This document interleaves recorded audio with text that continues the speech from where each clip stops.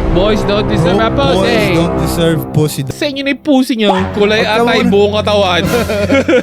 Elephant skin ka ba? Okay. Tayo na! Shit! Broke boys ako. Dapat tanggapin nyo ako kung sino ako. Wawa yarn. Para sa akin kasi ang ideal dot na relasyon na nakasentro dyan si God eh. Gutumin mo yung flesh. Feed the spirit. Don't feed your thoughts. Don't feed your heart. Don't trust your emotions. Sino ka? Sino ka, men? Ah, ba, pre? Pre, ang taka mo. Satan pala yun. Ay naman!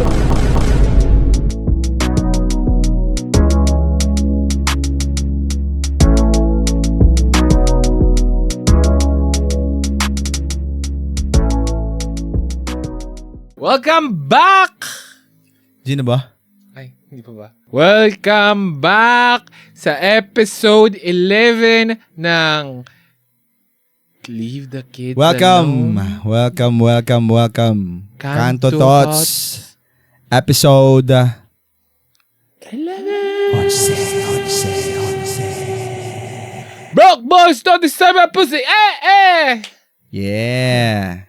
Kamusta? Yeah, Kamusta? Mga idol, kamusta? Gago, di pa rin napapanood yun. Hindi pa rin kasi wala akong interest sa kanya. Bad trip. Tangin na, tagal natin walang upload, man.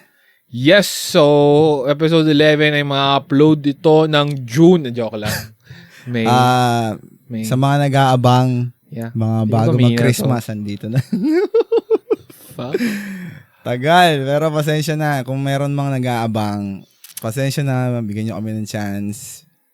Yes. Kasi, ang dami. Siyempre, may trabaho kami, may mga 9 to 5 kami. Hindi nga lang 9 to 5. More than that. 19 Kaya, shit. pasensya na. Talagang pinupush lang din namin to.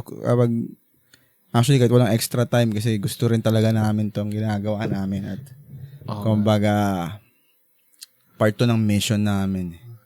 So, ayun, ulitin natin.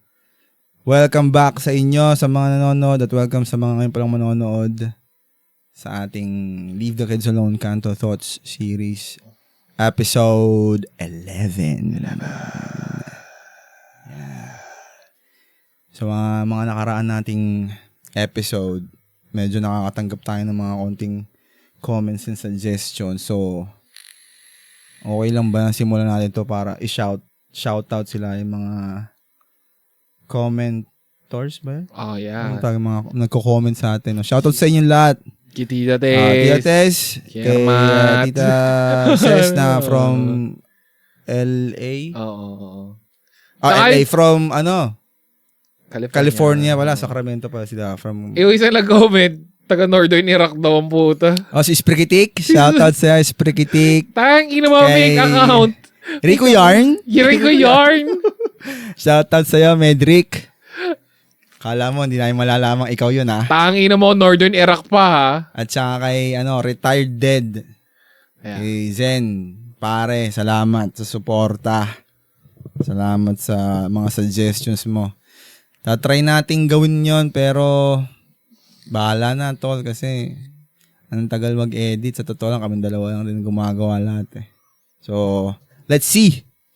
Let's see. Pero, sa ngayon, ang pag-uusapan natin ay tungkol sa Pussy.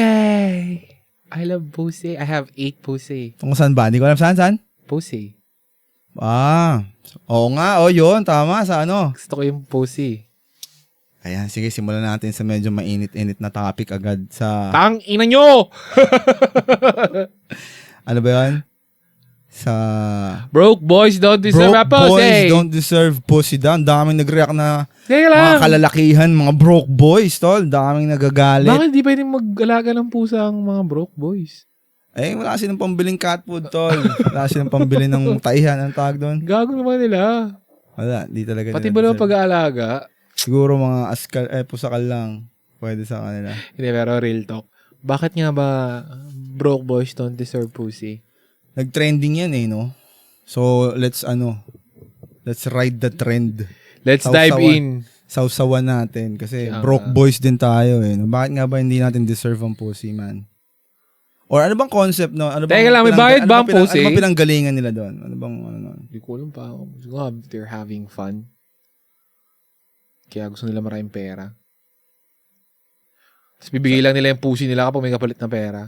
So ibig sabihin, may amount, may perang, may amount na kayang itapat para sa Hindi ba pag doon. objectify yun? Well, kung pag sila nagsabi, Hindi na object. Pero tayo, bakit tayo mag-objectify? Daming nakita ko dyan sa sa TikTok, mga comment ng mga lalaki. Tingin mo, okay lang ba yun na mag-comment sila ng or Masyado silang galit eh. Oo. Kasi broke siguro Parang sila. masyadong sapul naman pag ganun, no? Broke boys don't deserve po. Di wag. Tangina sa inyo na yung pusi nyo. Tapos nakikita ko sa mga comments ng mga lalaki, men. Medyo talagang hurt sila, men. Topic na ba natin to? Hindi pa yata. Sobrang tagal natin hindi ko topic na natin. Hindi pa. Maitim yung isang video. Ano daw? Ano ba yun? Maitim. Kulay atay, pre. Taki, nakadiri naman nun. Pagagawa, grabe naman yun, no? Parang, pero parang real talk ko rin yun sa iba. Pero, tayo, hindi mo na kailangan sabihin yun, no? Oo nga. Parang, sa mga kalalakihan, no? Parang, guys, masyado naman tayong apektado. Di man galawang lalaki yung manglalait ng kulay ng pepe, kakainin mo rin naman yan. I mean, siguro, ang take ko doon is broke. Ako, broke boy din ako, men, eh. So, malamang hindi ko deserve yung nyep-nyep nila, no? Okay lang. Okay lang, sa inyo na. Okay lang naman. Sa inyo na. Feeling ko, hindi ko rin naman kailangan yan. Bakit gano'n, pag broke ka, inisip nila thirsty yung lalaki for pussy, gano'n?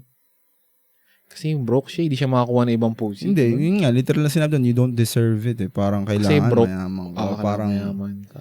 May status shit pa rin na eh. Teka lang. So, kunyari, kung ako mayaman ako, tapos may nakita akong pussy, hindi ko naman i-invest lahat ng kayamanan ko para doon sa pussy na yun, no? Weird, no? Parang, hindi, parang lang din, parang yung sa status lang, men eh. Parang pag ganito yung itsura ko, ganito yung galawan ko bilang babae. I mean, ginagastos ko yung sarili ko. Kailangan. Okay, mga ganon. Ginagastos ko yung sarili ko sa ganitong bagay or may mga pina-opera ako sa mukha ko or sa katawan ko para maging ganito ko ka-quality. So, di mo ko deserve. Kailangan mas high standard or mas mayaman lalaki rin ng pero paglagay mo sa ganung pwedeng umaccess sa aking Pero paglagay mo sa ganung perspective, parang may point, no? Oo naman. Yung pala, invested niya yung sarili niya. Tapos, kailangan, may investment ka rin. No? Parang, totoo naman yun. Kumbaga may point din naman talaga sila doon. Kaya nga, yung sa umpisa natin, di ba, parang sobrang butthurt naman yung mga lalaking ang rebut nila is panggagas paano yung Pero ang sa akin lang doon, kung sakaling, yun nga, halimbawa, ang may deserve sa kanila is mga big time, mga boss. And then, pag nabalita ng sitwasyon, na ang tingin naman sa kanila is shit. Alam mo yan, pussy lang talaga, men. Paano yung mga hindi nag-invest sa sarili? Yung talagang, punyeta. Ano yung sabihin? Mga babae? Paano yung mga babae hindi nag-invest sa sarili niya? Yung hindi quality. Hindi sila kasali dun sa usapan. Up! Okay, wala kang in-invest dito, men. Out ka. Ano ba pinapagawa ilong mo? Wag ka muna. Kulay atay, buong katawan. Elephant skin ka pa. Wag ka muna. Tayo na! Shit! Elephant skin ka pa, ma'am. Wag ka muna sumali. Sila lang. Yung mga may mga pinagawa lang to. Mga nagpa-laser. Yung makinis, mga makihinis. Mga nagpa-laser dyan. Mga medyo matangas. Yan. Pero wag ka nang mag-content kung elephant skin ka. Talking ako nag-content ng gano'n, no? Sabi ko, kahit ako may pera ako, kaya kahit wala akong pera, di ko titirahin yan. Pilingera ang puta. Bitch! May standards din ako, bitch! Boy, hayaan mo na yung mga tawag dito, mga makikinis para dyan sa trend na yan. Kung may dyan broke sa, boys. Ano na yan, sa music na yan. Pag ikaw, pucha, yung tipong, alam mo namang sasapukin ka. Sure. Huwag ka na sumali, men. Pero ako sa guy, tol, kung sila naman ng broke, parang okay lang no? Wala naman sa atin yun Wala naman sa atin sa lalaki kung may pera o may broke yung Kasi nga, naka-embed sa atin na tayo Tayo dapat yung mag-provide at mag-aangat sa kanya, di ba? Dahil sila, siyempre, modern way of na sila, yung mga thinking. pambabae, nakakababae yan eh. So, yun nga, mayroong mga independent na rin sila, may mga sarili-sarili silang business, may mga magaganda yung mga trabaho nila, malaki income nila. So, parang, kailangan tapatan nyo to, gano'n. Or kabaga, na-investan ko yung sarili ko sa ganito. Hindi ako pwede sa sa tatrabaho lang sa Jollibee or mga crew, mga ganyan. Kaya pala dun napupunta yung kunyari may long-term relationship ka, bilang sasabihin sa'yo ng jowa mo na, parang nagiging komportable ka na. Isa rin yun no? Lagi kong binabanggit, naging komportable. Di ba parang may ganun babae, ba't parang nagiging komportable ka na? Parang ano sila sa'yo? Oh. Yeah, what's happening to Icky you? na, You're not working on yourself, bro. You're not working on your physique. You're not doing more. Sa tendency, naghahanap ng someone. Ganun ba ibig mo sabihin? Hindi, parang may lead to that. Ay, itong isang lalaking bago. Mas Or ito. maaring natitake for granted na gano'n. Or kasi, parang sa sinasabi mo, mali din yung lalaki kasi parang pinabayaan niya na yung sarili niya, gano'n. Yun nga. Magiging mali. Pag naging komportable ng lalaki. Yung sabi nila na pag naging komportable daw ang lalaki, kumbaga, pinapabayaan niya yung sarili niya. So, ang feeling ng babae, ay hindi na inspired sa akin to. Expired na siya. Feeling ko, yung ganyang mindset sa relasyon, yun yung klase ng relasyon na naka-revolve sa material na bagay. Hindi talaga yan yung... Kumbaga, ang ideal, para sa akin kasi, ang ideal na relasyon na nakasentro dyan, si God eh. Oo nga. Tama. Kasi para sa akin, kung si God ang nakasenter ang sentro ng relasyon, siya yung nasa gitna, di ba? Kumbaga, yung mga bagay na ganun, hahanapan natin ng way para maging ano ba, babae, sinasabi mong ganun. Imbis na maghanap ako ng iba, or imbis na sitahin kita sa pangit na paraan, hanap ako, gagawa ko ng paraan para umayos ka, ayusin mo, di ba? Kasi role ko yun eh. Di ba? Ngayon, kung baliktad naman, vice versa naman, kung sa lalaki naman, nakikita mo yun sa asawa mo na parang nagiging pabaya na rin siya. Diba? Sa sarili niya, physique, hygiene, lahat. Gagawa ka rin ng paraan para iangat mo siya. Hindi ka maghanap na iba. Kung si God yung center ng relationship mo. Pero kung ang relationship niya ay nakasentro sa Facebook, sa TikTok, sa Instagram, talagang malilintikan. Sa bagay, I mean, sa counterpart din sa lalaking side, kapag sentro si God, tangina mag-work hard yun eh. Hindi niya pabayaan sarili niya. I mean, di ba, isa rin yun eh, no? Kasi nga, kung si God ang nandoon sa gitnaan yung dalawa, laging ang titignan nyo is yung moral values sa scripture, yung mga turo niya eh. So, hindi naman sinabi doon na, ay, parang baho na nito, iwan ko na to. Pero, kung isipin mo, no, na parang lahat ng mga yung mga nakikita nating tips sa internet about how to be a guy, how to be a man, kung anong gagawin mo sa relationship, kung anong gagawin mo sa dating, courting, and shit, and all of that, how to handle women. Tapos pag pinakinggan mo, tama naman, may point lahat sila. Kaso, kigad na yun eh. Ayun na yung sinasabi ni God sa Bible eh, di ba? Yung, kunyari, example, sabi daw nila, wag ka masyadong paikutin yung buhay mo dun sa babae. Parang, ayun yung isa sa mga tip eh. Yung lalo na yung no contact rule, alam mo yun? Oo. Parang hayaan mo siya mag-isip, pag-isipin, yung imagination. Kung titignan mo sa Bible perspective, word ni God, parang sinasabi niya rin yun eh, na parang, wag mo ka mag-idolize. Oo. Di ba? So kasi pag ikaw, chat ka ng chat, parang nagre-revolve yung buhay mo sa isang tao. Nag-idolize ka eh. Idolatry na rin yun. Idolatry yun, di ba? Siya na rin yung ginagad mo eh. Diba? Binabase mo yung kilos mo, yung isip mo, yung lahat ng galaw mo dun sa kanya. Kung sino man yung partner mo or yung ina-idolize mo na yun. No? Correct. Magandang perspective yun. No? Marami pa eh. Ito pa. Yung pagbibuild mo ng sarili mo physique-wise tsaka financially. Di ba parang connected din yun? Oo naman. Diba? Oo. Kasi napag-usapan nga natin yan di ba? Na Oo. nagsisimula lahat yun sa'yo Oo nga. Di ba? Internally, Oo. or spirit. Depende kung anong paghuhugutan mo Pero sa'yo lahat magsisimula yan Oo. So, kailangan mo talaga ayusin muna yung sarili mo bago mo makuha or magkaroon ng mga opportunities, magkaroon ng ma-open ng mga opportunities para sa'yo Kasi kung messed up ka, messed up tang katawan mo, messed up din isip mo messed up lahat Diba? Magulo may insecurities, may ganung shit. Pero, siguro, yun lang yung magiging difference noon kung babalik tayo dun sa relationship. Nakadepende kung ano bang klaseng relationship, ano bang nakasentro sa relasyon nyo, di ba? Sino bang bumubuo or saan ba nakakapit yung relasyon nyo? Pero, bago tayo lumalim, gusto ko muna hindi natin natapos yung Broke Boys Don't Deserve Pussy na yun Gusto ko pa mag-dwell doon. Tangina, gago ka! Hindi, gusto ko lang maging ano doon, marinig yung ano mo doon. Nung unang best mo yung narinig, anong naging ano mo? May point.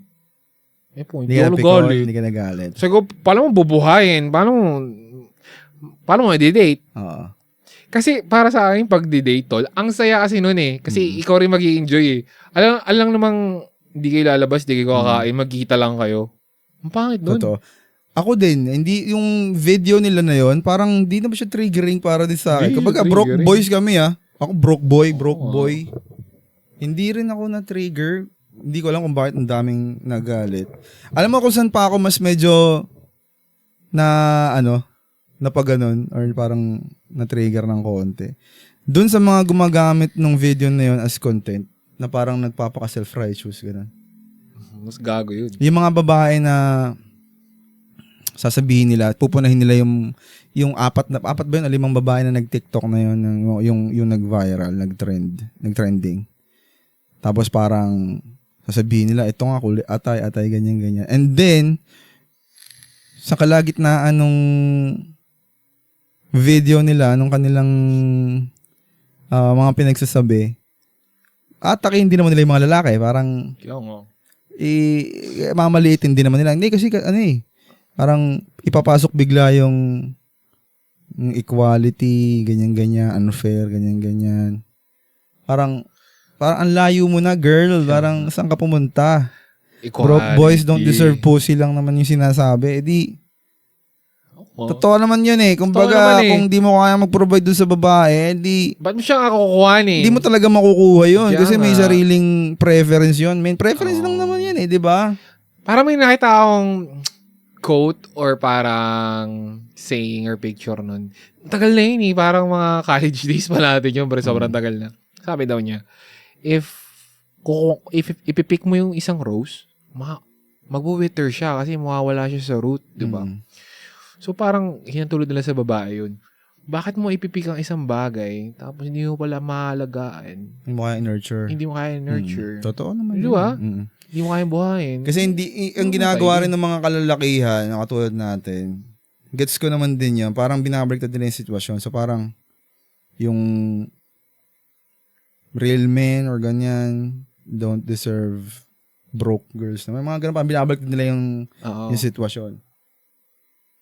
Pero, siguro may point din yon. Depende sa'yo kung anong klase kang lalaki, kung ganun din yung pag-iisip mo. Kasi para sa akin, trabaho natin yung maging, yung hindi maging broke para mag-provide, di ba? Parang ganun. Diba? Or kung sino man yung ka-level natin na kaya nating, hindi ko naman sinasabi na yung, halimbawa, high value na babae, hindi dapat magkaroon ng partner na simpleng tao lang, halimbawa simpleng empleyado lang or sabihin natin yung mga nag-minimum wage lang. Hindi naman. Kumbaga, nakadepende yun sa pagkatao nila Kumbaga, although may pagka-fairy tale yung ganong story, hindi siya ganong sa realidad. Pero nangyayari pa rin yun na may mga tao na walang pakialam sa status nila walang pakialam sa material na bagay di ba?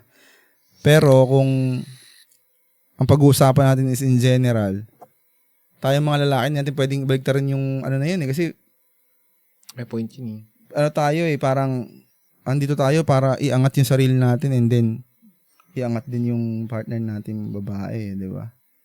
So parang pag sinabi mong, or pag kinontra mo siya, parang nagmumukha ka lang lalong mahina. Parang mukha kang bading na kinokontra mo. Kaya mo silang mag-celebrate dun sa, nila, dun sa gusto nila, di ba? Masyadong emotional din itong mga Oo, di ba? batang to. Kung broke ka, gawa ka ng paraan para hindi ka maging broke and then tsaka ka mag-flex. Tama, di ba? Diba? Ngayon, kung sa ganung mga salita, maapektuhan tayo, parang doon pa lang makikita mo na kung anong klase kang lalaki mag-isip sa ngayon. So, marami pa naman chances para mag-improve tayo. Pero, di tayo dapat maapektuhan sa mga ganung kasimpleng kababaw na bagay. Kasi, ba't kasi sila nagduduel doon, no? Oo, hindi dapat. Tapos, ang mga rebuttals nyo pa sa comment section is sobrang disrespectful din. I mean, kampi kami sa inyo, men, ha? Ibig ko lang sabihin, hindi dapat tayo ganun trumato pa rin ng babae kahit disrespect tayo or kung ano man. Pero feeling ko dun sa content na yon para matapos lang to, wala akong disrespect na naramdaman dun. Wala akong disrespect. Pero, gusto ko lang di malaman nila, umili kami ng maayos na babae din. Di ba? Yan, may rights, meron silang preference. Meron din naman tayo. So ako pupili rin ako ng preference ko kung anong gusto ko. Kung ayaw mo mataba, di wag. Kung ayaw mo ng mga body count, mas maraming body count, di wag din. Di wag. Bilang lalaki, di ba? Ayaw mo ng single mom, di wag. Pupunta ka dun sa comment section, dahil mong oras bilang lalaki para lang sabihin na, ang itim ng gadto mo kasi, ibig sabihin lang, sobrang taas na ng dopamine na binibigay sa'yo ng social media. Ang dahil mong oras. Ang dahil mong oras, man. Di ba? Para mag-isip na parang ano ba yung comment ko dito para matamaan siya, masaktan. Man. Doom scroll, tapos sasabihin ko doon, ako, ang dahil kong pera. Parang, the hell? Kasi tangin to. Kaya yun, men. Hindi lang naman akong porket din, marami kang pera, goods ka ni. Hindi lang din doon naikot lahat to. Siguro, para sa kanila, malalim din yung ibig sabihin ng parang, yung kabaliktaran ng broke boys, hindi lang ba sa monetary, no? Broke boy, ibig sabihin, weak men, no? Yung gano'n. Baka hindi sabihin nila. Baka. Well, pera is power nga naman. No? Buying power mo. Yun lang naman ang kinainis ko doon, yung parang, yung mga kinukuha, yung parang, anong tag doon, dinuduwetan nila yung TikTok na biglang, kunwari kakampi sila ng lalaki, pero sa kalagitnaan, mga sabihin nila, pucha, problema din kasi ng mga, kasalanan din kasi ng mga lalaki. Parang, wow, bro. Okay ka lang ba? Baka ikaw yung kulay atay, kaya sapul na sapul, ha? Putang ina, kulay atay yung bayag ang puta. Hindi, babaeng nag-content. Babaeng nag-content. Baka mamaya. Ito makisaw-saw lang, okay ni, no? Ano lang naman yan? 2 cents. Oo. 1 cent, 2 cents, 3 cents namin. Pero, okay lang yun. Saya nga parang kumbaga, nagkakaroon tayo ng perspective ng mga batang babae ngayon kung paano sila mag-isip. Although, hindi naman lahat ganun. Pero kung ganun sila mag-isip, di okay. Pero di kita jojowain. Ang weird mo mag-isip Diba? Yun lang. Kung ako may pera, mayaman. Maapektuhan din kayo kung sino seryoso rin sa inyo. Kasi parang sinabi nyo rin na may presyo to eh. Oo. Kung tangina. Kung may 100k ka or may 100m ka, kaya mo to, men. Paano kung merong 100m? Wala na. Tapos kamukha ni kung sino man. Mukhang atay din. Di gagawa kayo ng baby na atay. Baby atay. Baby liver. Ang baboy. Okay na. Parehas.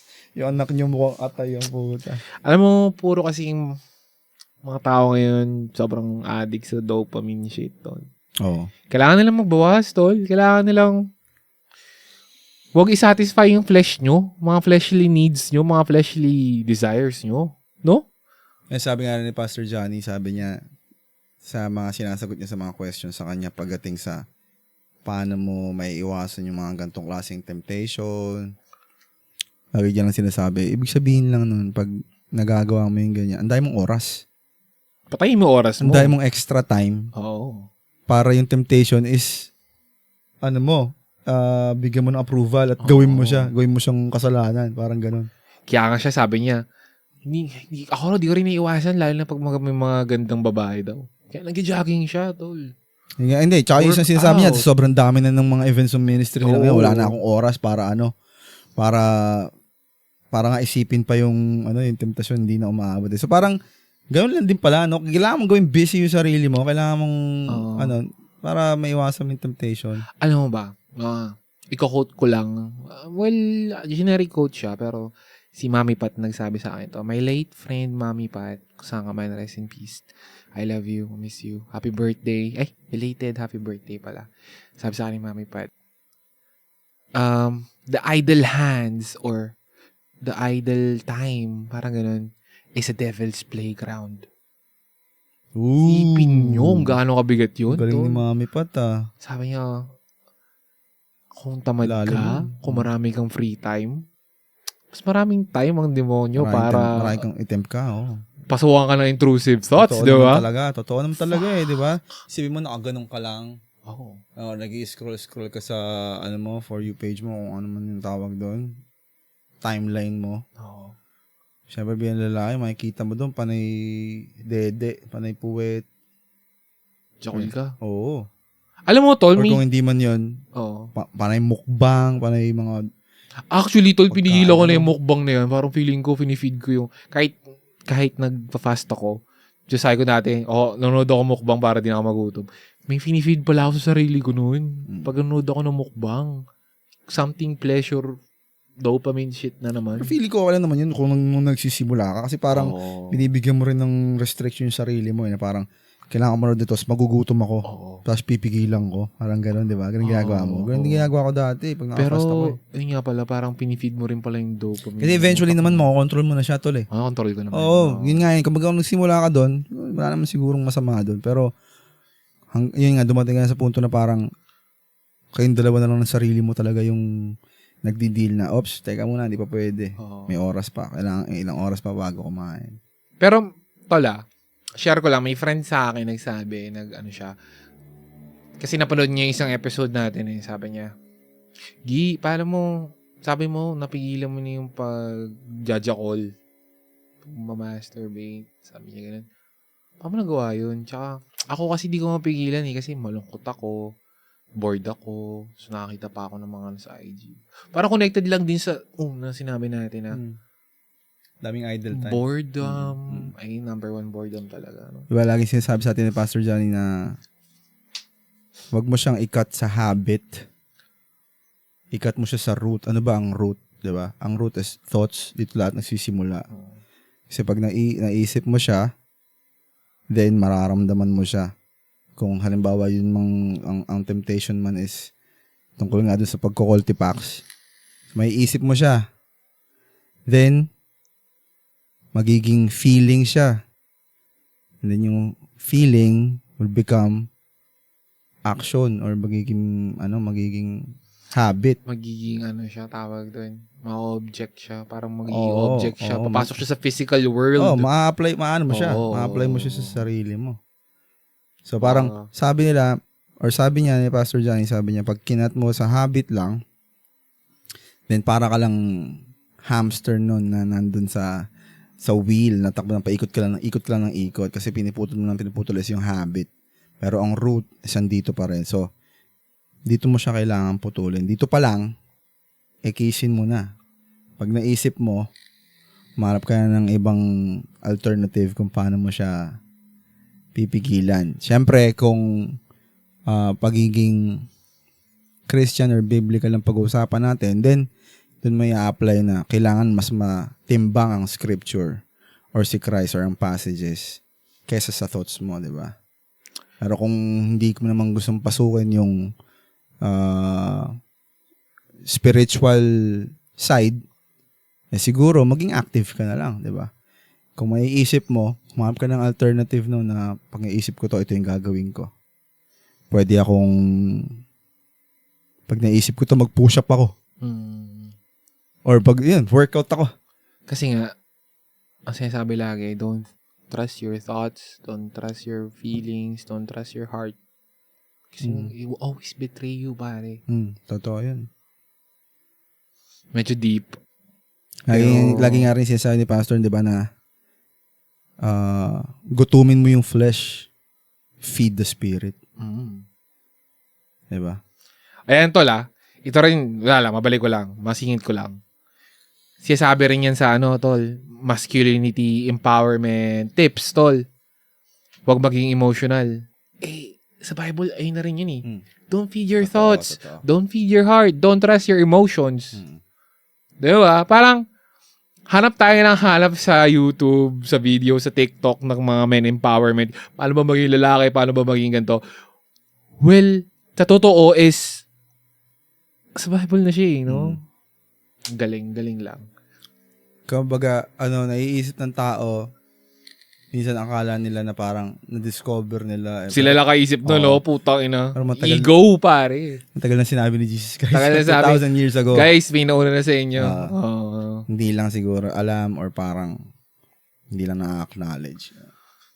Ako, tol, past few years, lagi akong nanonood noon, tol. Diba, sabi ko, yung mga panood, gagawin ko, pero parang hindi siya absolute. Hindi siya yung parang feeling ko tama. Pero, nag-work. Gets ko, para ibig mo sabihin, hindi siya yung tipong permanent or sustainable. Sustainable fix. Parang, pag na-meet mo siya, wala ka nang pupunta. Meron na namang void. Meron na namang hole na kailangang i-fill. No? True. Totoo yun. Kasi nga, siguro, laging flesh laging self mo And then yung heart mo kasi, lagi kang dinideceive na laging may kulang Laging pinaparamdam sa'yo na kulang pa or may kulang kahit sabihin mong ginawa mo ng lahat. Bakit parang may kulang? Oo. Pero, isa pa rin nun, connect ko lang din. Sabi nila doon sa mga men empowerment na magkaroon ka ng respect yourself, na in a way na magkaroon ka ng boundaries. Sabi na rin nila yun boundaries Kahit mahal mo yung pamilya mo, pero kailangan may boundaries ka pa rin sa sarili mo. Kasi parang temple mo yung katawan mo, kailangan i-respect, no? Diba parang temple ganun? Temple ng Holy Spirit. Kaya, nagsisimula, yun talaga, kumbaga, thoughts and heart ang problem most of the time.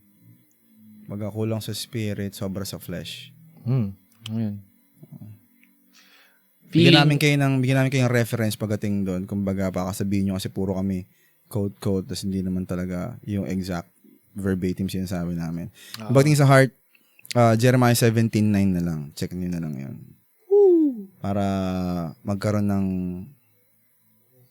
kumbaga, sabihin nating basis yung sinasabi namin about sa heart, sa thoughts, and yung mga ganun. Jeremiah 17:9. And then, syempre, mas maganda kung alamin nyo rin yung context. Basahin nyo na rin yung before na verse and yung after.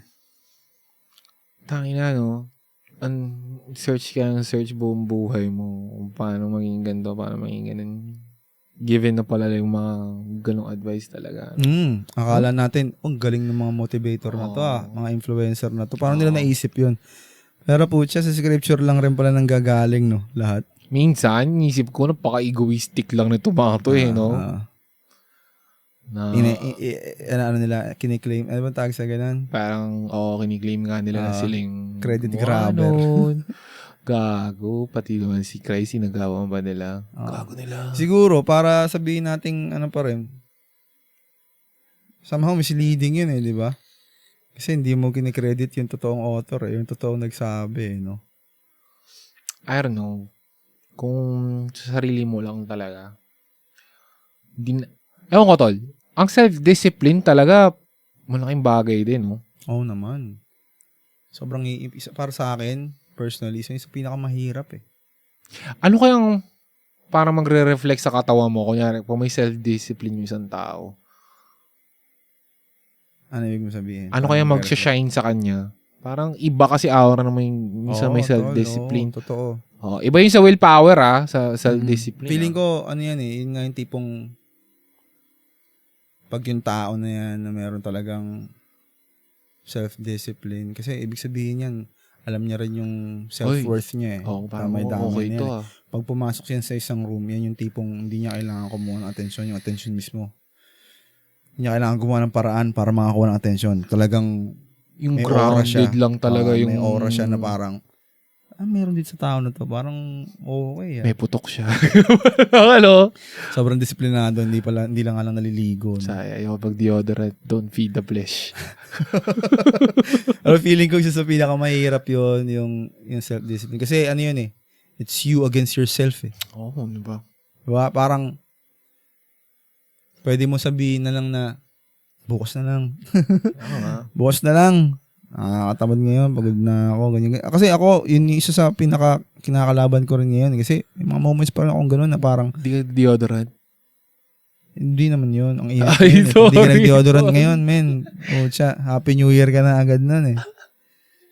Hindi kaya. Tuloy mo yung sabi mo. Pero yun, yung sinasabi ko, kumbaga, isa siya para sa akin mahirap gawin. Ang dali niya sabihin. Dali sabihin na disiplinado ako, men. Ganito ginagawa, ganito routine ko. Pero pag kayong dalawa na lang ng sarili mo, bukas na lang, wala naman nakakaalam eh. Bukas na lang, wala naman nakakita eh. Ay ba, niluloko mo yung sarili mo deep inside. Yun lang, para sa akin, sa pinakamahirap yun. Kasi kahit, diba yung way back pa sa mga mas nauna nating episode, like ko sinasabi na parang yun yung weakness ko dati na hindi ako consistent. Mag-start ako ng isang bagay, then pag nakakita ako ng konting results, okay na ako. Pero ngayon, yung tinatry ko i-improve. Then, lately, nag-struggle ako ngayon sa consistency, pero tinatry ko pa rin yung best ko. Sa totoo lang, ang hirap. Ikalaba ko yung sarili ko.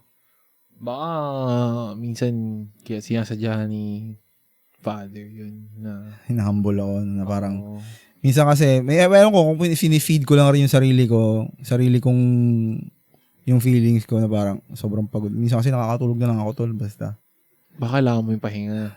Minsan nakakatulog na lang ako. Gusto ko mag-workout. Nakaschedule na ako. Ganito. Lalabas ako ng ganito. Minsan nakabihis na ako, men. Nakasapatos na ako. Tapos makakatulog ako. Tapos siyempre anong oras na parang siyempre maramdaman ko tayo na I failed today. Ayun. Ewan ko kung anong ibig sabihin nun. Or minsan iniisip ko talaga failure siya. Parang ganun. Gago ka, baka ikaw lang human boundaries lang yun. Yun na nga. Self lang yung nag-made nun. Nag-validate na parang pag nalagpasan ko to, okay ako. Wala naman sinabi rin na si God na ganun tol. Gago ka! Ewan ko, minsan, Demon! minsan may ganun eh. Hindi ko pa rin naiwasan eh. Kumbaga, pag nakakaramdam nga ako ng ganyan, or parang may mga temptation na ganun, lalo sa emotions, ang ginagawa kong habit ngayon, tol, bukas ako ng app ko or bubukas ako ng Bible, babasa muna ako ng mga ilan-ilan. Ginagawa mo rin, ito pa kasi, kukunin ko lang. Ginagawa mo rin ba yung after mo mag-pray, para nagbibigay ka ng quiet time? Para daw, sabi rin ni Pastor Johnny, yun parang let the Holy Spirit then do His work after mo mag-pray. Parang magsisink in? Oo. Hindi tol eh. Sabi daw nila gawin mo yun. Ang rekta ako, kilos na, okay na. Gago ka. Parang peace bump. Jesus. Peace bump. Kilos na ako ha. Hindi, pero maganda daw i-try mo.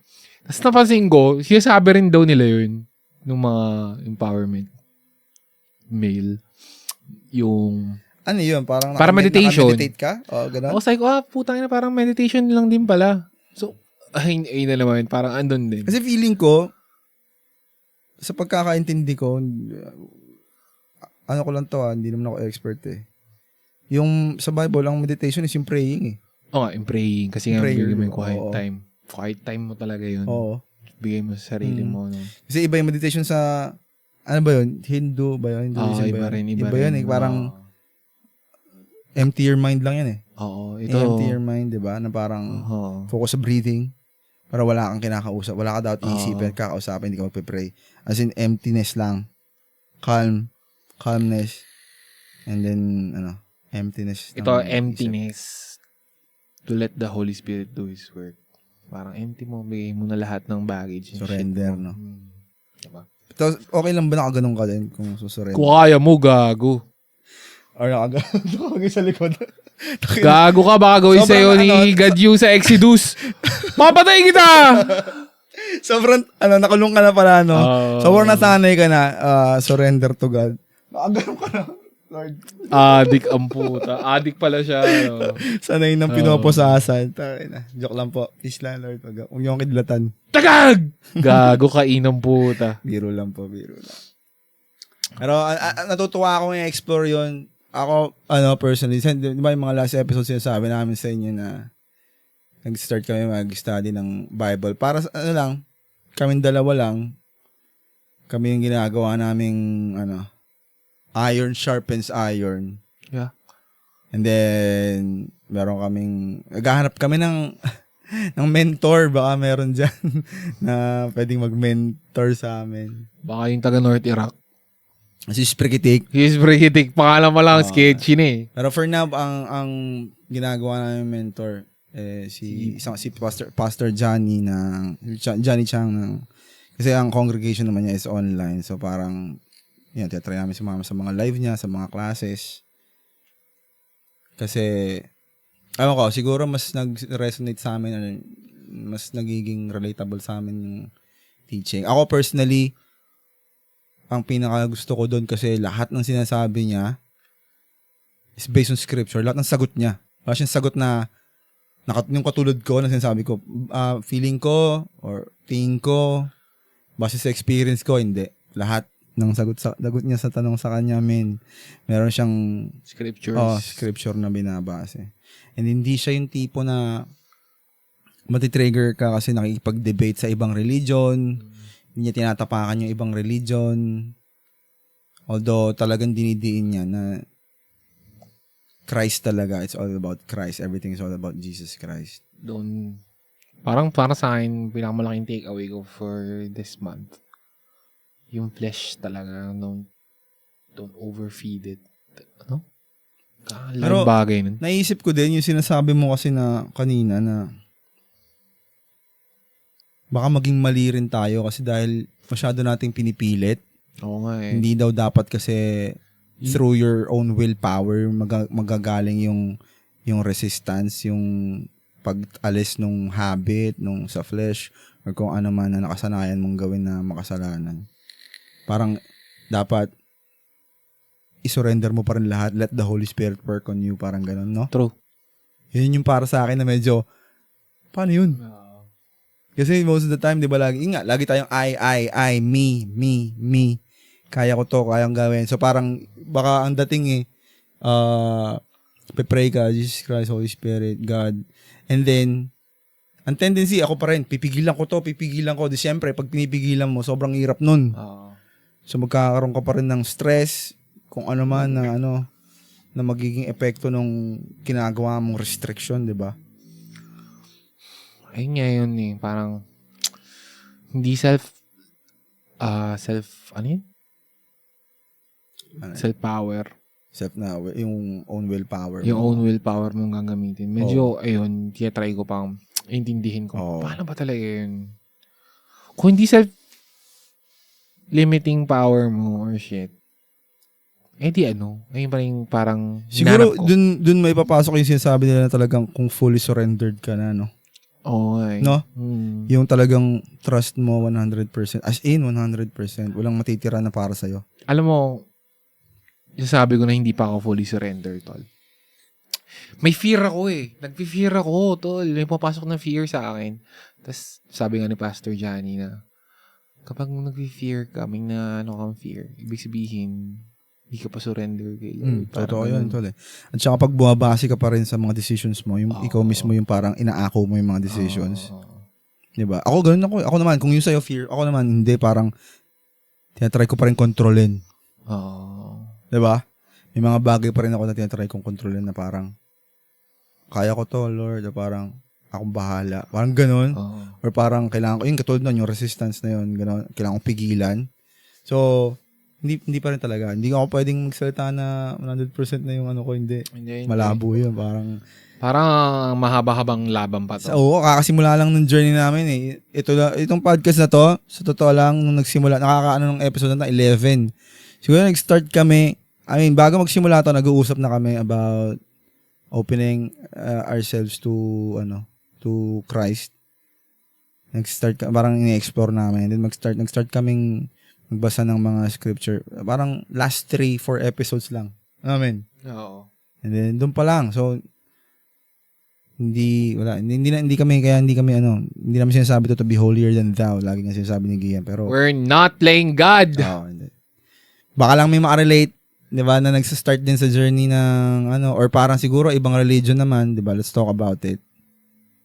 Wala rin kaming alam sa ibang religion. Pero, basta alam, yun, ang inaccept namin is si Christ. Dahil, ewan ko, parang obvious naman eh. Hindi ko na kailangan ng proof, hindi ko na kailangan ng evidence eh. Alam mo, natuwa ako dun sa, alam mo yung Netflix na yung tungkol kay Christ, yung pinapanood mo sa akin. May napanood ako dun eh. Man. May pinuntahan siya. Mm. Well, ewan ko napanood mo na yun. Samaritan. Oo, galing nun. Sabi ko, oh my God. Alam mo, tol, mas matutuwa kapag nabasa mo yung part na yon sa scripture. Talaga ba? Oh, man. Nung napanood ko kasi yun, hindi pa ako nagbabasa ng Bible. Mayroon nga lang ako nung lagi kong binabanggit na app na binibigyan ako ng daily verses. And then, pinanood namin ni Jet ng sabay yon. So, yun yung Samaritan woman. Gentile siya, di ba? Kasi hindi siya Jewish. And then sa panahong yon, ang mga Jew, hindi nila pinapasok sa loob ng synagogue ang hindi Jew. Diba? Kasi parang nila doon lang mag-pray. Sila the one chosen people. Sila, sa labas lang sila ng temple. Meron silang place para doon. And yung Samaritan woman na yun is parang rejected siya ng society. Kasi nga, ang dami niya asawa. Naging ang dami siyang asawa. Ang dami niya naging asawa. Sige, tuloy mo yung experience mo doon.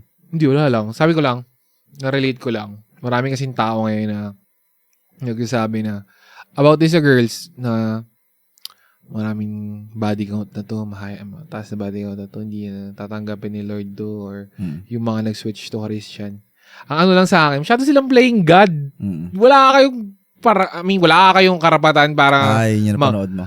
mag-judge kayo na kung sino ang pwedeng maging Christian o hindi. Kasi relationship nila yon individually. Totoo. Dapat ikaw, asikasuhin mo lang ang relationship mo with God. Di ba? Parang ano lang sa akin, masyado silang playing God.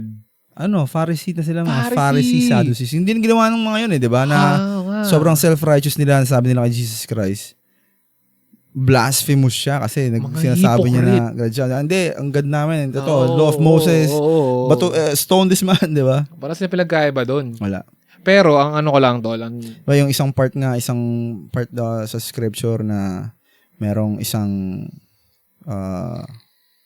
anong term nila doon? Yung parang prostitute, di ba, doon. And then, i-stone siya ng mga tao, ng mga Pharisee, Kalimutan ko. Basta nasa gospel, 4 lang naman yung gospel di ba? Nasa either Matthew, Mark, Luke, and John rin yun eh. Yung, ang sabi ni Jesus Christ na parang, whoever did not sin or whoever throw the first stone. Cast the first stone.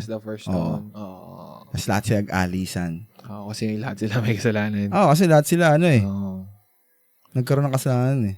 Tsaka yung kasalanan, yung sin, kunyari, pumatay versus dun sa pagiging prostitute niya na nagkaroon ng high body count. Pareho lang sa mata ni Lord yun. Wala kaiba, walang mas mabigat or shit. Ngayon. Ang mabigat doon, sinabi Jesus Christ nung sinabi niya, may bumato ba sa'yo? Wala. So, tumayo ka na, tapos malis ka na, pero sin no more, sabi niya. Ganda yun. Bigat noon, men. Sin no more. Pag sinabi siya ni Jesus Christ na sin no more, pre, parang, kung okay yun, parang, oh no. Thank you, pero putya, ang hirap noon, men.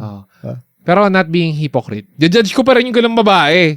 Pero, relationship niya kay God, hindi ko judge yun. Pero judge ko siya sa high body count. Judge mo siya, pero, hindi mo para sabihin sa kanya kung hindi ka maliligtas or hindi ka masisave, hindi ka mapunta sa langit. I'm not God eh. Hindi ko kaya yung ganong acceptance na ginawa niya. Hindi ko kaya gawin yun Ay, okay lang kahit naging prostitute ka. Pero sa akin, sa mata ko, prostitute ka. Judge kita. Tawa lang ako sa kanila yung gano'n, no? Yung mga nagsabi na yun, yung mga lalaki na yun na nagsabi na yun. Sobrang bagay sa kanila yung verse na yun, yung parang whoever have not sinned, cast the first stone. Oo. Di ba? Tangina nyo. Talikod yun, men. Parang, hypocrite. I mean, lahat naman tayo hypocrites eh. Pero Tayo ibig sabihin, pero God level yung pagiging iba yun eh. Parang sinabi mo sa kanya na hindi ka maliligtas, sa impyerno ka mapupunta. Sino ka? Sino ka, men? Sino ka? Diba? Ito na lang isang magandang example doon na naaalala ko. Yung isa sa mga thief ba yun? Magkaiba kasi sa gospel, isa thief, isa rebel eh. Sa kasama niya sa crucifixion. Diba may dalawa doon? Alam mo yan. Go, maganda yan. So yung isa, ang sabi nung isa, kung ikaw ba ang Diyos? Parang sabi niya, iyan mo tayo dito. Baba mo kami. Ligtas mo tayo dito. Kasi, di ba, ano ka, all powerful ka, anak ka ng Diyos, sabi mo, di ba? Binamak niya. Sabi ng isa, parang, tumahimik ka. Hindi naman ganito yun, parang sabi niya, tanga ka ba? Tanga ka ba, pre? Pre, ang tanga mo. Tumahimik ka dyan, sabi ng isa. Tapos sabi niya, Lord, parang, pwede mo ba ako isama kung saan pupunta? Alam mo yung magic dun? Or yung wow factor? Hindi baptize yun. Hindi siya baptize. Tapos di niya pa follower. Oo. Isipin mo, hindi siya nga dumanas ng baptism yun. Lahat ng mga parang ritual, wala siyang dinaanan ganon.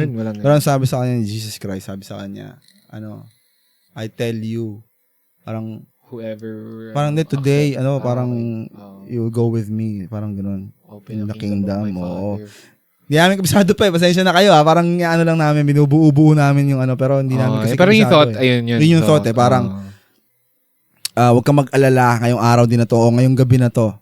Kasama kitang aakit sa langit. Di ba? Kasi, yun nga napatawad niya, men. Hindi naman nagpabinyag. Oo.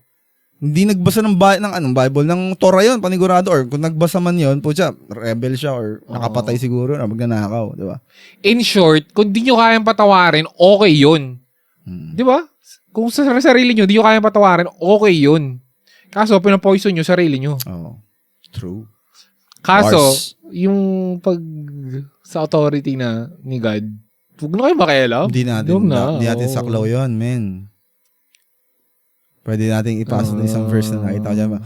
For my thoughts are not your thoughts. Di ba?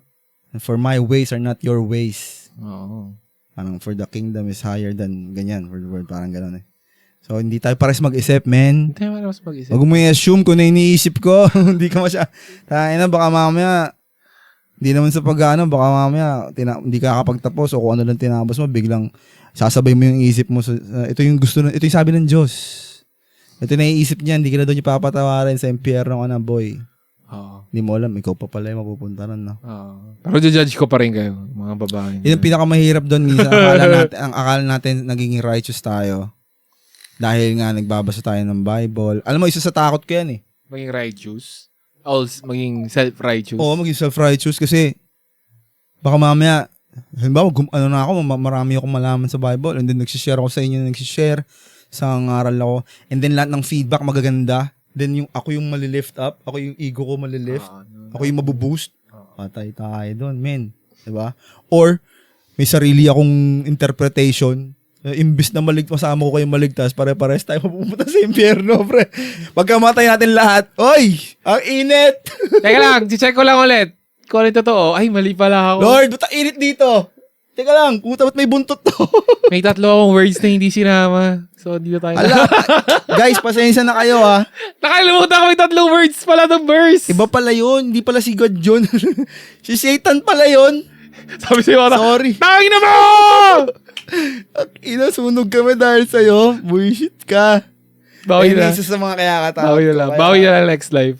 Kumbaga parang ayaw namin maging gano'n na. Lagi namin sinasabi, hindi kami holier than thou.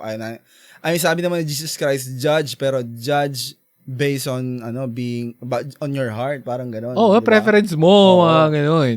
Kumbaga, self-values mo na lang. Yung pagiging judge mo, kailangan nakabase sa moral values eh. Moral values pero mo. hindi ka dapat mag-judge based on parang hate or galit or parang yung dinadown mo yung tao.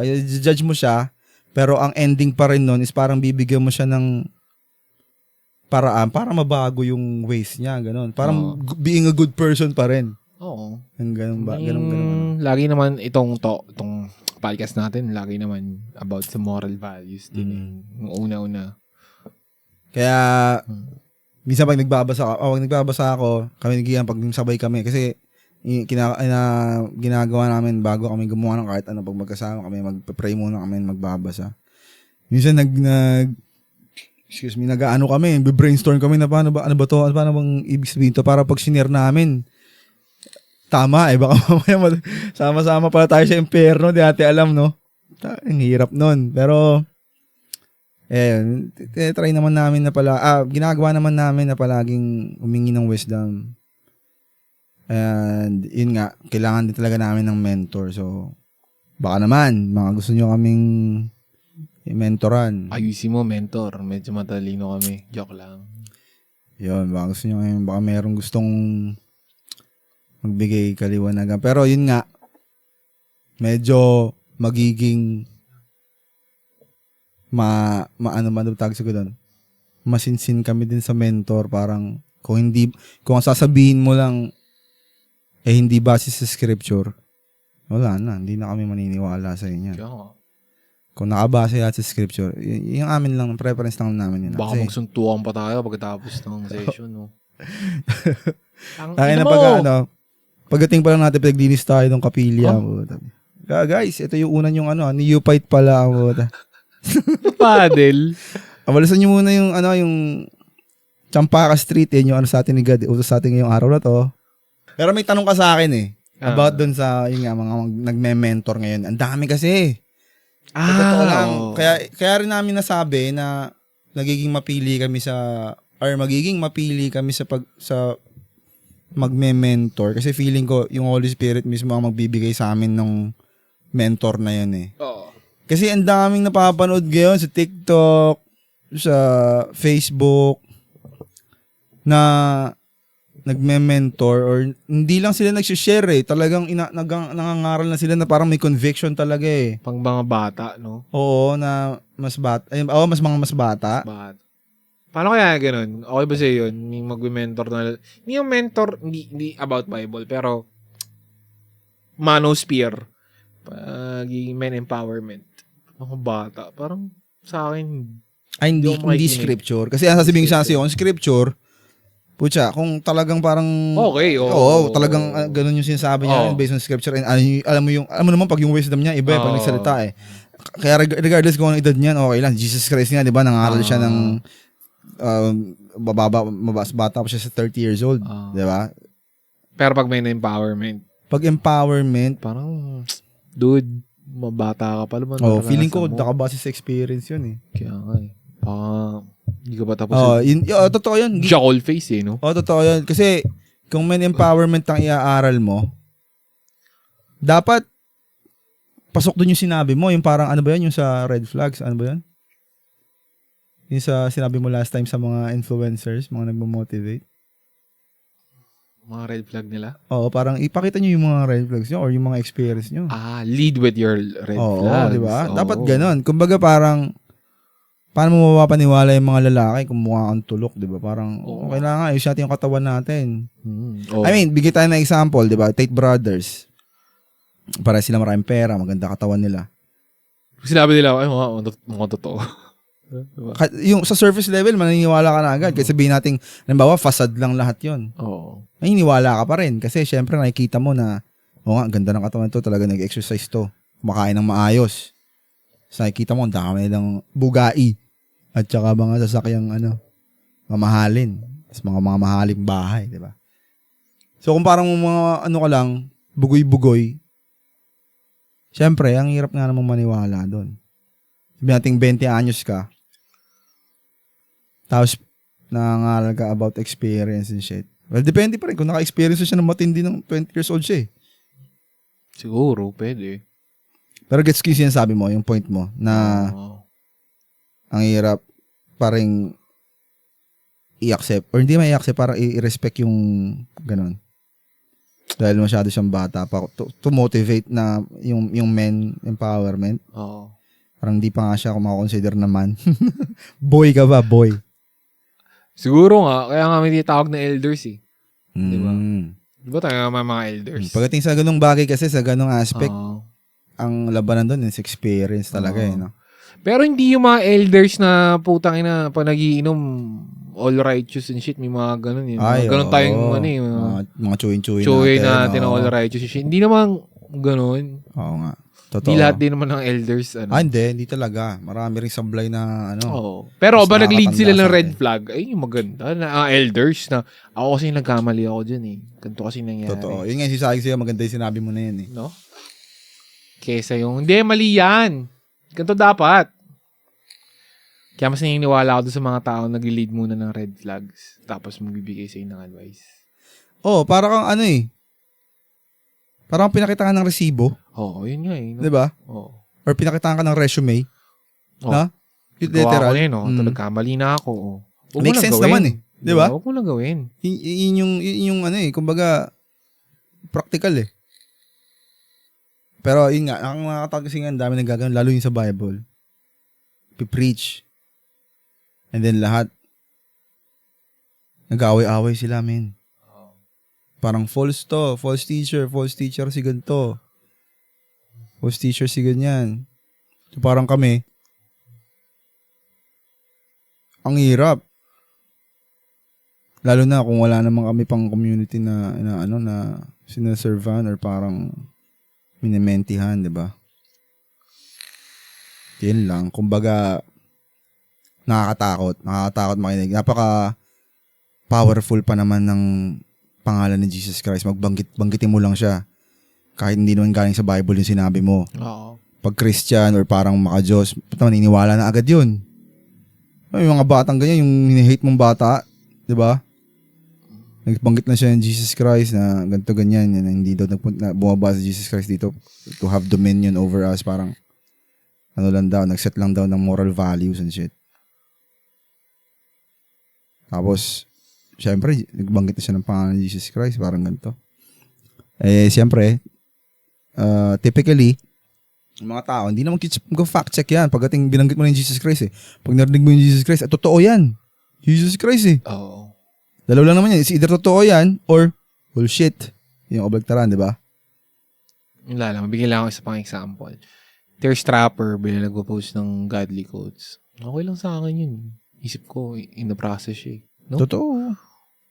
Pero judge ko siya sa thirst trap niya. Totoo Tsaka i-unfollow ko siya kasi sinful. I mean, tempting.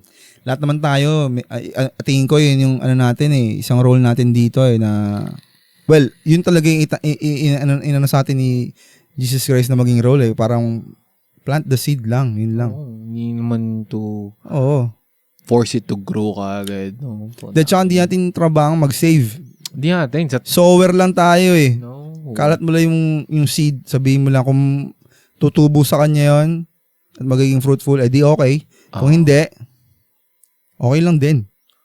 Kasi hindi mo na trabaho yun Pag sinabi mo na, pag pinlant mo na yung seed, si God na bahala daw kung ano mangyayari, di ba?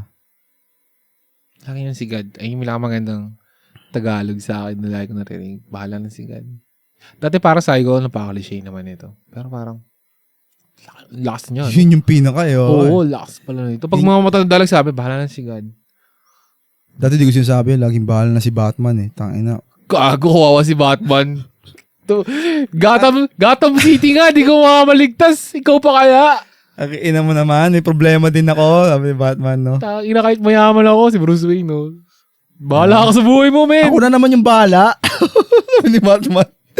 Kilala ba kita? Takinan to. Trauma ba tayo? Ba't ako ako na si Batman, la. Ha? Gagawin din, sobrang dati, hindi ko alam kung bakit. Hindi ko sinasabi na bahala na si God to. Lagi ko sinasabi, bahala na si Batman. Alam mo pala si Batman, tol. Pero king ina niya, kahit minsan di niya ako tinulungan. Ina niya. Nasa queue ka pa Idol ko pa naman siya dati. Pinakadulon-dulo ka pa. Boss, wala pa ako sa Philippines. Kaya kalaban ko pa si Joker Wait lang Sa ano pa lang ako, US pa to Ang dami. Ang dami nyo. Ang dami nyo. Ang dami nyo. Panay Pinoy pa kayo, pati yung mga Pinoy dito sa US, ganyan din Paano si Batman? Paano si Batman? Si Kaya Pauso no? Bobo nun. Sobrang idol niya si Batman, tol. Siguro kasi, meron nga sabi ni Batman, takina, meron dito, pati utang niya, pinabahala na sa akin, no? At yung utang. Kasi mayaman naman nga si Batman. Nakita ang taas ng bills daw nila. Sabi niya, bahala na si Batman. Kinalaman ko dyan. Naki-aircon ba ako sa inyo? Sabi niya, tangina nyo, may patago. May patago kayo. Nakita to. Ano, lolon ka ba? Tangina mo. Ginawang Bombay. Gago. Ganun ako bata. Lagi si bahala si Batman. Ako na naman. Hindi. Pag-pray natin yan si Batman na umayos Pero din yung siya. nabanggit mo, men, yung mga thirst, yan, may nabanggit kang thirst trappers, bigyan nag-preach or nagsishare ng gospel. Iba yung preach eh. Kung nagsishare, okay lang eh. Okay lang. Na. Preach. Pag preach, iba na agad yung kailangan talagang may na-study mo na eh, di ba? Na-study mo na yung may theology background ka kung ano man. Ang feeling kong negats doon pag tawag dito, ginamit nila yun for clicks and kasi ang daming, ngayon, ang daming Hindi. hungry ngayon for, for wisdom na galing kay Christ eh. Ang daming gutomang spirit eh. So parang, tingin ko, yung iba, may napapanood akong ganyan, parang ginagawa nilang bait yun, tol eh, para magkaroon ng clicks and likes eh. Tapos, ang ano pa sa kanila, pag binend nila, para maayon lang sa sitwasyon nila, para ma-justify lang yung sitwasyon nila na tama yung sitwasyon nila. Ayun yung most demonyo. I mean, ito isipin mo, kung halimbawa, gagawin nga nila yon for likes and comments and in the whole shebang na yun. Tapos, tama naman lahat ng sinasabi nila, man. As in, talagang nakabase sa scripture, sobrang godly talaga. I mean, wala kang masasabi kasi bumasi lang sila sa scripture lang, yung kung ano yung nabasa nila, tapos tama rin yung yung pagkakashare nila. Tingin ko dun papasok yung posture ng heart eh, no? Oo. So parang, although, tingin mo, ikaw, ang hirap eh, kasi parang, tama naman yung sinare mo. Pero yung posture ng heart mo is parang greed. Kasi, nakafocus ka sa, may nag-like na ba? May nag-share na ba? Ilan na ba yung likes natin? Ilan na yung views? Gets na. Parang Gusto ba? sinabi mo kanina na mapupunta sa akin yung tawag din, yung credit. Oo. Or hindi, ginagamit nyo to earn. Yun na lang, sa madaling salita. Heart posture pa rin yun, no, tol? Tingin mo. Kasi ginamit mo to para pagkakitaan. Hindi naman dapat, di ba? Pwede naman. Masama pa rin ba yun? Hindi ba masama yun? Para sa akin, hindi yung masama. Pero dun nga mapasok yung heart naman posture mo eh. Kumbaga parang kung ikaw is talagang nag-e-expect ka ng ROI. Oo. Di ba? Parang iba yun. Pero kung dahil lang nag-share ka and then automatic or hindi mo expected or hindi yun ang goal mo to earn, para bigla lang talaga doon. And feeling ko blessing yun, di ba? Tingin mo ba? Ang hirap, no? Ang hirap nun, no? I mean, hindi naman tayo nagpe-play play God. Parang iniisip ko lang din. Siyempre, tayo kasi ginagawa rin natin to eh. Ibig ko sabihin, baka mamaya, ganun yung natin. Hindi naman tayo nagbe-bait eh. Pero nag-share tayo. Feeling ko kasama na rin yun. Basta nakaka-save ka ng lives, di ko alam eh. Parang, nakaka-save ka ng lives. So, depende nga sa sa posture ng heart mo. Nung yung mismong gumagawa, no? Kung ikaw para sa'yo, parang gagawin ko to, malakas ngayon to eh. Trending to ngayon eh. So, parang lalagay ko, kailangan ko ng likes, maraming gagawa ko ng mga ganito. So, siguro, dun sasablay yun, no? Feeling ko. Wala lang. Kumbaga, lang. Na-curious lang ako. So, syempre, nag-share din tayo. And then, eventually, di ba, lalo pag nagkaroon pa tayo ng mentor, mas lalawak yung natin. Parang pag in-overthink mo, no? Parang lahat ng magiging actions natin is parang magiging sinful. Pag in-overthink natin na in-overthink. Hindi kaya, ganun. Ano yung sabihin? Sige nga, bigyan mo example. Well, yung sinabi mo sa una, tsaka ito, kapag gumagawa ka ng something goodness, pinipilit mo maging align, parang mas nakaka-credit mo rin yung sarili mo, yung ganung thinking. Pag kine-question mo yung mga bagay. Oo, pag kine-question mo. Parang feeling ko, ay doon mo pasok yung sinabi rin na when logic comes, faith ends. Diba? Oh, okay. Pag binibigyan mo lagi ng logic yung mga bawat salita. Feeling ko gano'n, sabi ni Pastor Johnny. Lagi mo hinahanapan ng explanation. Oo. Lagi mo hinahanapan ng conclusion ng mga bagay-bagay, no? Ayun nga yung magulo eh, no? Ayun yung parang clashing lagi. Pag iniisip mo, parang pag binibigyan mo lagi siya ng logic, nagiging kasalanan siya lalo. Diba? Parang, kulang. Baka yung logic, baka yung fruit of knowledge talaga yung may kasalanan, tol. Kasi sobrang aware tayo. yung curiosity, no? Oo, putang ina. Feeling ko, doon talaga nagsisimula yun sa chapter 1 ng Genesis, tol. Parang root of all evil talaga eh. Yung knowledge, truth and knowledge. Oo, tol. Pag hinahanapan lagi natin ng knowledge, dyan naman yung truth na, diba? Kasi naging natin yun, na kailangan lagi may proof, lagi may evidence dapat no? When in fact, wala naman talagang evidence lahat ng bagay eh. Isip ko nga, baka sabihin sa atin ni God, teka, saan yung mga sinasabi niyo? Saan lang gagaling? Teka lang. Kapag yung parang hinahanap niya si Adam tsaka si Eve, paano niyo nalaman na kahubad kayo? Parang gano'n, no? Parang gano'n thinking. Ang kulit, may napanood akong ganong, yung topic nila na parang sinasabi na, alam na ni God yun ang mangyayari. Pero parang intentionally, pinalabas niya na wala siya doon nung nagkasala sila Adam and Eve. Kumbaga para magkaroon ng distinction din yung pagkakasala ni Satan sa pagkakasala ng man sa kanya. Pero ang hinahanap talaga ni God doon na nasan kayo, asan ang heart mo, asan ang heart posture mo. Parang ganun. Lalim yung sa explanation pa nga ng Genesis ni Pastor Johnny, sobrang hindi ko ina-expect na ganung si Jesus Christ lalabas sa chapter 1. Weird, no? Isa yun sa ina-adapt ko sa kanya na parang lalo ko magbabasa ka ng Old Testament daw. Lagi mong hahanapin si Jesus Christ sa mga verse. Kasi lagi siyang lalabas. Trinig yun. Minsan di ko siya mahanap. Mahirap. Oo, tol, kahit ako eh. Hindi ko rin parang saan ko dito pwede i-share tulad yung kasi lahat kasi ang nasa Bible points out to Jesus Christ eh, 'di ba? Lahat 'yan kasi lahat ng nasa Old Testament panay prophecy. And siya yung pinoprophesy, 'di ba? Yeah. Parang ganun. Kulit lang. Medyo nakaka-excite na nakakatakot pag nagbabasa ako. Nakaka-excite kasi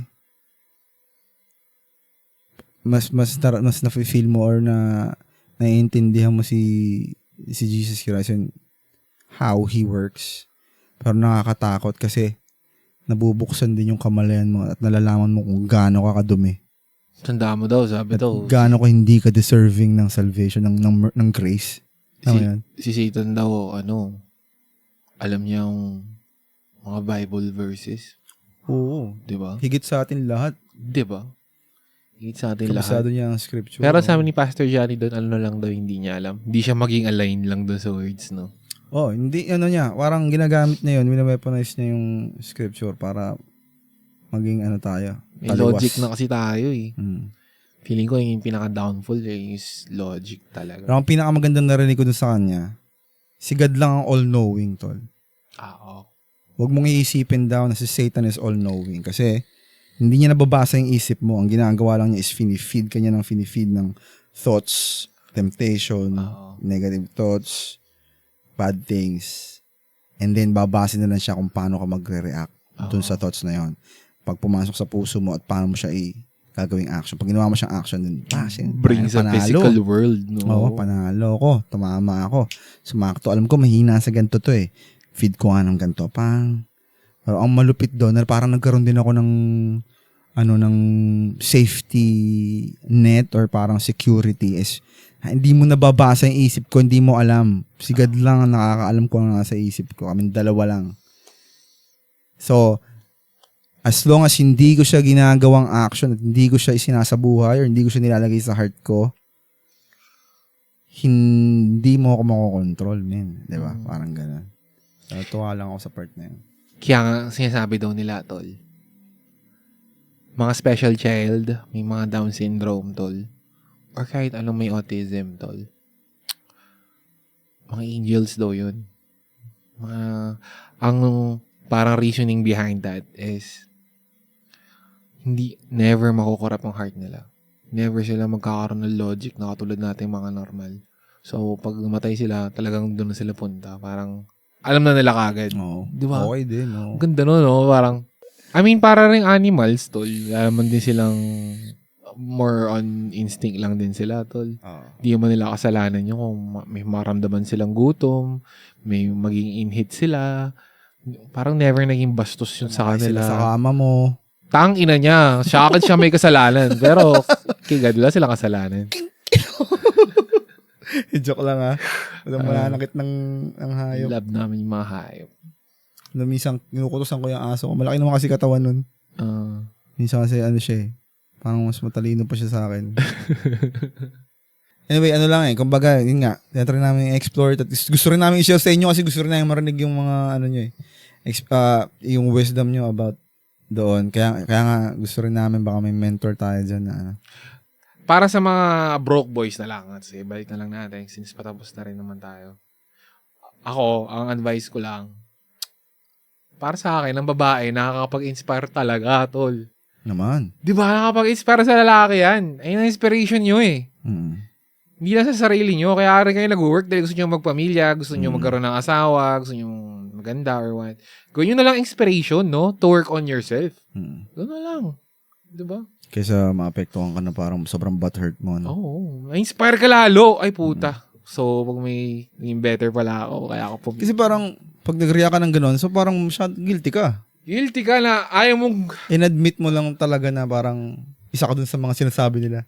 Parang sinabi nila, pinagtatanggol mo yung sarili mo na, broke boys ako, dapat tanggapin nyo ako kung sino ako.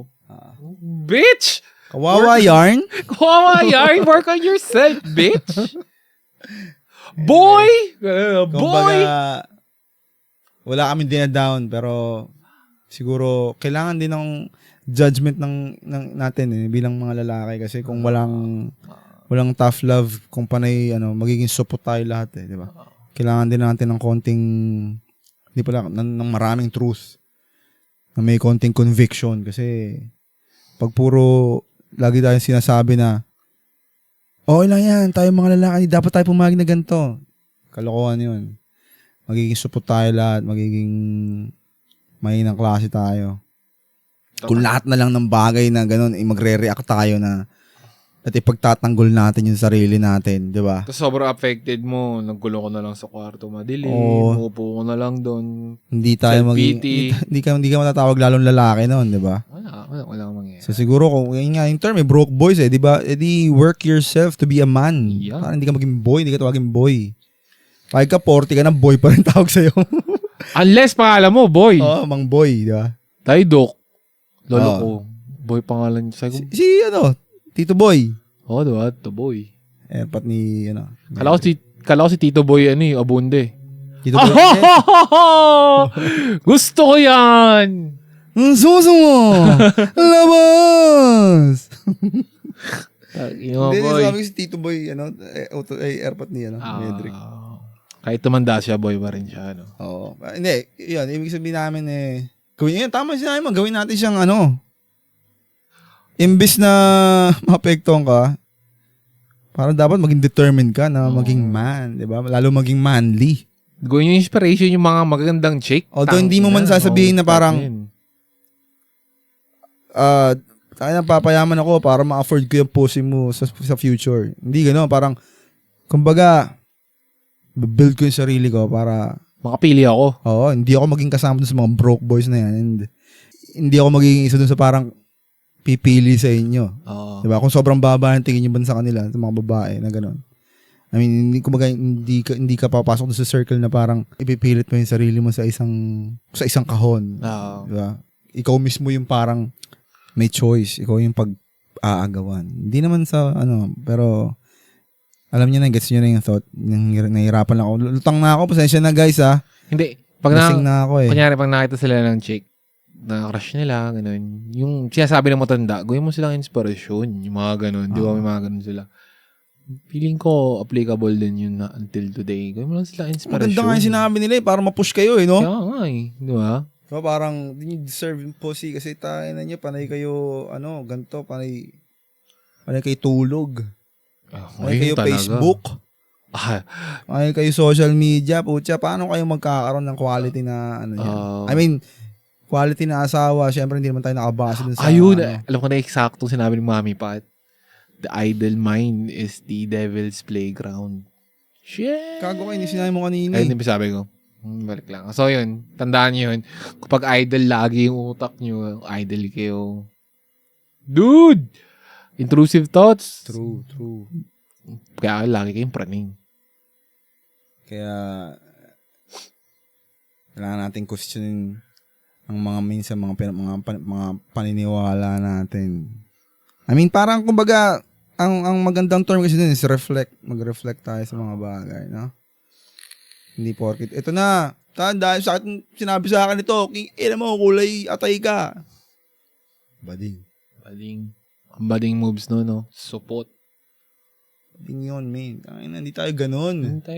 Hindi tayo nagre-respond with hate or pang-aasar din na parang, itim ng kilikili na to, ang itim ng ano nito. Ano yun, putya. Sa babae yung kaasaran mo. Laga ba, tol? Diba? Hindi naman sa nagpapakamanly, no? Pero parang awkward naman nun, di ba? Parang doon pa lang, talo ka na eh. Sumagot ka pa lang, talo ka na doon eh. Parang pinatunayan mo na panalo sila. Di ba? Which is in the first place, wala naman dapat ganun may panalo, may talo. Dapat nga may harmony eh. Pero, nagkakaroon ng mga ganyan-ganyan shit eh. Yan lang ang aking message sa mga kalalakihan natin dyan, lalo na sa mga kabataan na madaling maapektuhan, mga balat sibuyas, mga easily offended. Okay pa sa akin kung mga bading at babae easily offended, putya, 'di ba? Sali pa kayo? Kasama sa kanila 'yun eh, parang ugali na nila 'yun, 'di ba? Pero kung lalaki ka talaga, straight ka, tapos easily offended ka, sama ka na sa kanila, 'di ba? Tayo lang 'yan. Totoo. Doon ka na lang. Hindi ka magiging magaling na tatay dito pag ganyan ang diskarte mo, boy. Taas rin ka halimbawa ng asawa mo, biglang, may tip kilikili mo. Taki na, di ba? Ang babaw nun, men. Taki na, pakababaw. Feeling ko kung gusto silang gantihan, yung mag-work ka sa sarili mo, tapos parang okay ka na, tapos may girl ka, na gusto mo, ganun. Bigay mo lahat sa kanya. Maingit yung mga yun kasi wala silang ganun. Di ba ganun yung mga babae, ingit lang? Sa lifestyle ng iba. Next topic na yun. Pero ayoko nang palawakin. Yep. Marami pa tayo pag-uusapan. Pero putya kasi alas 4 na, 3:51 AM na eh. Pasok pa kami ni Gian. So, ano ba? Dito na namin tatapusin ng episode 11. Salamat sa lahat ng mga nanood. Kung umabot kayo dito, thank you so much. Na-appreciate namin yung suporta. And since nandiyan ka na rin, so gawin mo na yung mga extra shit na nandyan. Like, comment, mag-comment ka kung anong gusto mo sabihin sa mga sinabi namin. Kung anong point of view mo. I mean, dun sa broke boys, sa Christian na pinag-usapan natin topic. And suggestions for future conversations natin. Okay? So, we're gonna sign out. This is gonna be it for this video. Thank you guys for watching. Don't forget to share. Fucking leave the kids alone. Peace and love, everybody. Leave the fucking kids alone. Bye.